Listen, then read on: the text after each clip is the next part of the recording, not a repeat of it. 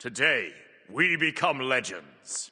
Hey, my name's Inter, and welcome back to the channel. It's another day, another Titan Talk, more news to cover on Smite 2. Today on the talk, they revealed Agni and Mulan, who are going to be coming to Smite 2. There's going to be a flash test later today for them, and they're going to be coming in January, as is all of the information that they're revealing this week. Agni comes in with mostly unchanged, to be honest, and Mulan is getting some pretty more major changes, though, as she comes into the game. But yeah, they both look pretty sick, so let's just jump right in. I think Agni is up first. Agni up first. There we go. Let's see if we have audio here. In Smite 2, we wanted to keep it relatively light and just kind of clean him up and some quality of life changes, plus a little +1 there. But generally, we felt really, really good about his Smite 1 kit. Being around for a very long time, we made an exciting change in the last year, I think, on Smite to allow him to kind of move during his ult. We've made some quality of life changes there. We've given him a small +1, like I said. And just generally, bringing him to Smite 2 just always feels like a big upgrade as well. We look at all the timings, we compare his parity with Smite 1, and we try to make it a little bit better everywhere we can. There's some changes to the costumes as well. All new FX is a big one.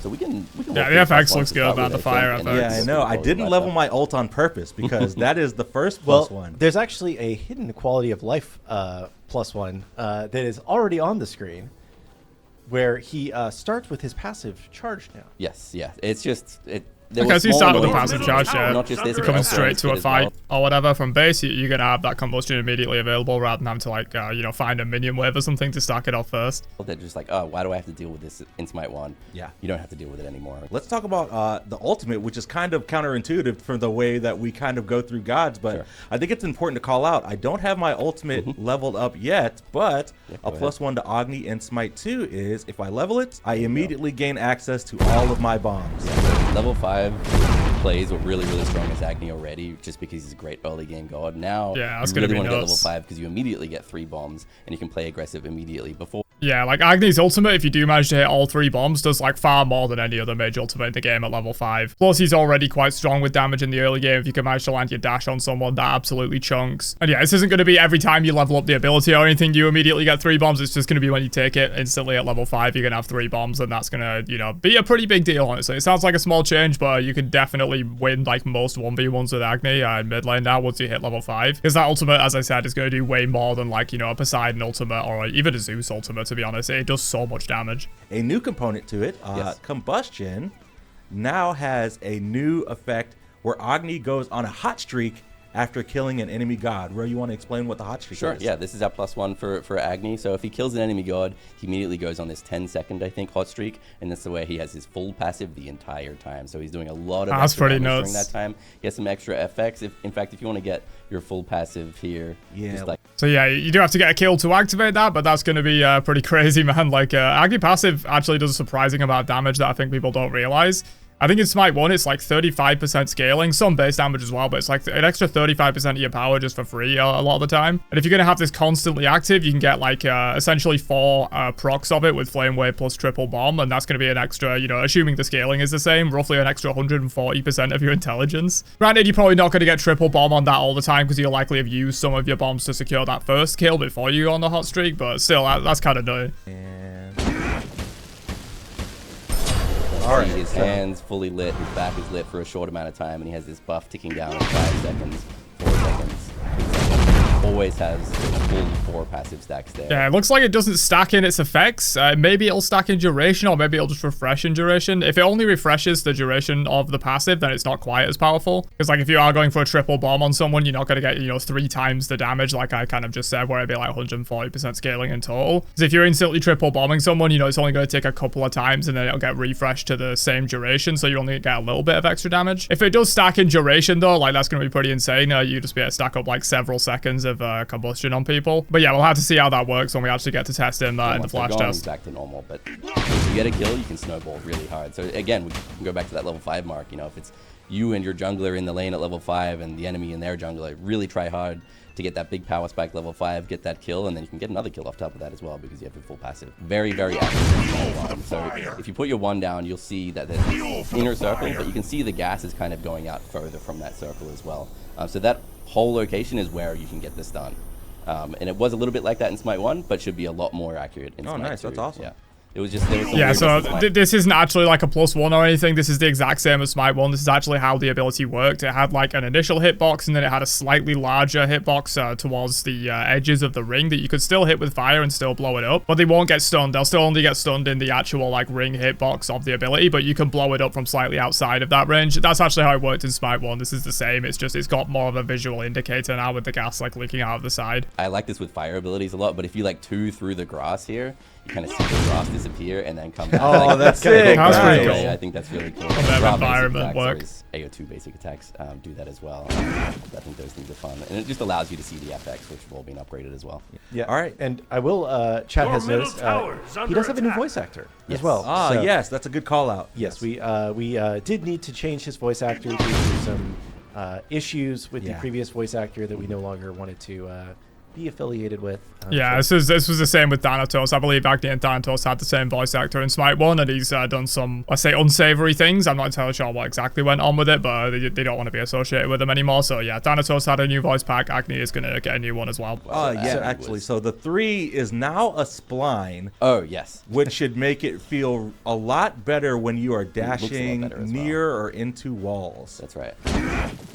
So this yeah, is- previously you would have Oh, probably that's gotten sick. stuck on that wall in Smite 1. Very You would've small, stopped like at the quality of wall. life Yeah. thing, but that looks and really one good. way you slid across, the FX would like kind of jagged Yeah. and really just kind of be inaccurate to the hitbox. But Like a now, very curve? smooth back along this curved wall, you can see. Yeah, the so you just like curve it all the way around. Like, that's not This really tech going to have we any took gameplay from implication. Soul's but- AO3, she has a similar That's pretty cool. spline, All right. All right, and here we go. We have Mulan as well. She's going to be the Let's second talk God about Showcase Mulan today. and her +1s. And for the eagle-eyed chatters, they may notice something.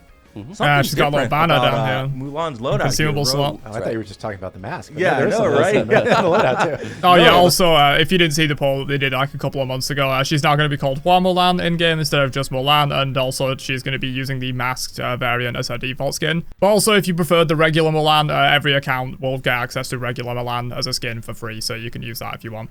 We've got what's going on with the consumable slot here, Yeah, bro? so you'll What's see going on? a little banner down there. So she has a +1 as part of her passive where she loads into the game and then on a cooldown, she gets a banner added to her consumable inventory, and she can obviously use that. And when she uses that, it is consumed and then goes on cooldown for, I think it's 180 seconds. And she can place a banner down, and that banner within this circle area gives increased XP to all of your allies, including yourself. So if you're standing Interesting. within that banner, this is the training grounds banner.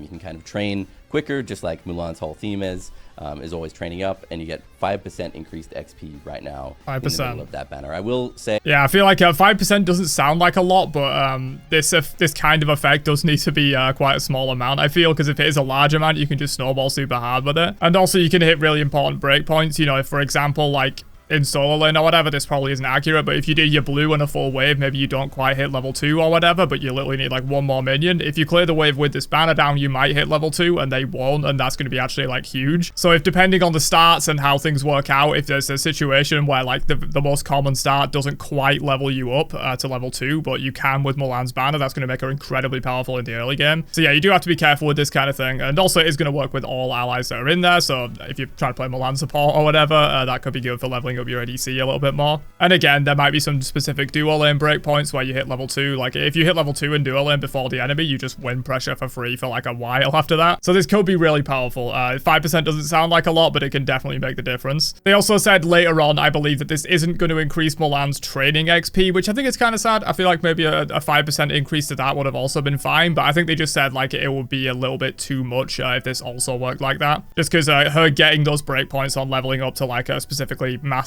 on these is it adept? I think it's adept, where you get like the second hit on the 2, the third hit on the 3, the grapple to walls. Getting that stuff is super important, so they don't want to also add even more on top of that, where you can get those even quicker, because that's where she really starts snowballing like the laning phase and solo and stuff. outside of the banner, you actually gain movement speed when you're facing it. So think like Gilgamesh 3, but it's actually a much bigger range. And it's also unique in that when you're further away from it, you gain more movement speed towards it. So when you get closer to it, you get a little less movement speed, but the idea is that Mulan can place it down and her allies can rush to her aid or rush to the training grounds to train faster. That sounds pretty so good. the Like idea- if you're, you know, working on an objective or whatever, you put it down on Fire Giant, your team can like rush towards Fire Giant much faster than like the enemy team might be able to. That's pretty cool.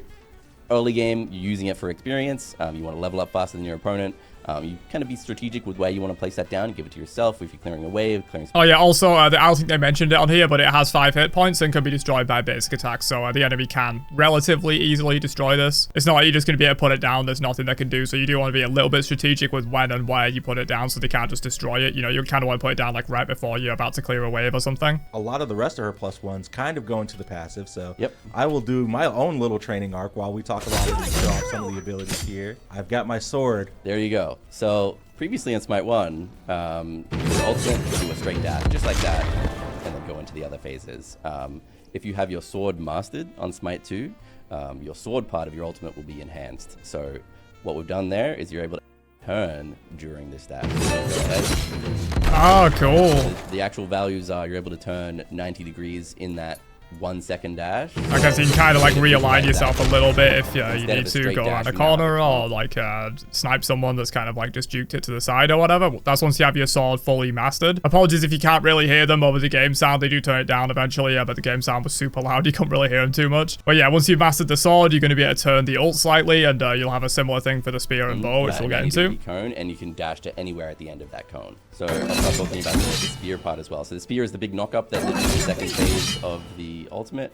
And we've added a gameplay effect to that knock-up, where you kind of daze the opponent. Yeah, here's a spear as By well. that I mean increase their active cooldowns by 3 seconds. Yeah. So right now, Yeah, you won't there you be able to go. see it unless you're the enemy, really.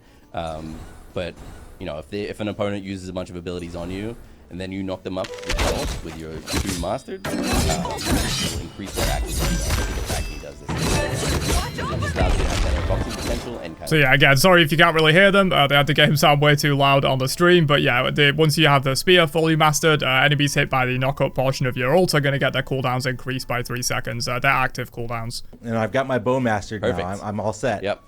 This one will be a little hard to see as well. So if you imagine Griffin Wing from Smite 1, where we increase the projectile speed of your basic attacks, we're doing the same thing with the arrow in your ultimate. So if you'll go all the way now to your 3rd stage, the arrow is actually quite a lot faster and therefore easier to hit. Yeah, it doesn't we seem really wanna super encourage- noticeable, to be honest, but yeah, once you have your bow fully mastered as well, you're going to get a faster shot on the ultimate. So yeah, just to recap that, you get to turn if you've got the sword mastered, you increase their cooldowns when you hit them with the spear slam if you've got the spear mastered, and the arrow is faster if you've got the bow mastered for the ultimate. But yeah, that's pretty much everything for Mulan. So yeah, you've got the ultimate changes, and then you've also got this new passive banner thing that she gets occasionally in her consumable slot that can allow you to farm more effectively. And that's pretty much everything with Mulan. Honestly, Mulan got the more major changes out of the two, but even her changes weren't super major, honestly. Both of these gods are relatively, you know, unchanged in terms of core, like, gameplay style coming into Smite 2. But yeah, what do you guys think? Are you excited to play Mulan and Agni in Smite 2? Let me know down below, and I will catch you guys for another one later on.